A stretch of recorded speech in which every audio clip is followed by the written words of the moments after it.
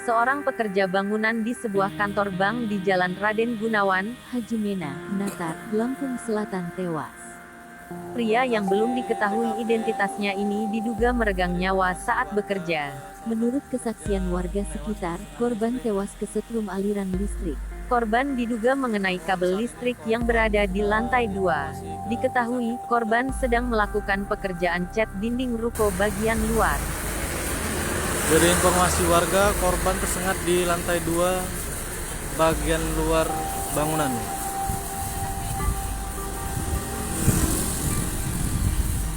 Kemungkinan tersengat arus listrik yang ada dari kabel perangkat elektronik.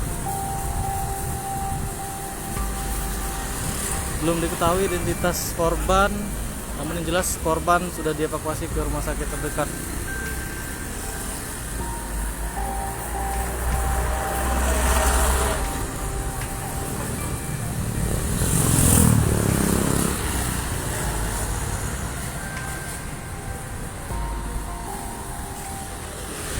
Arus lalu lintas di depan lancar, tidak ada kemacetan.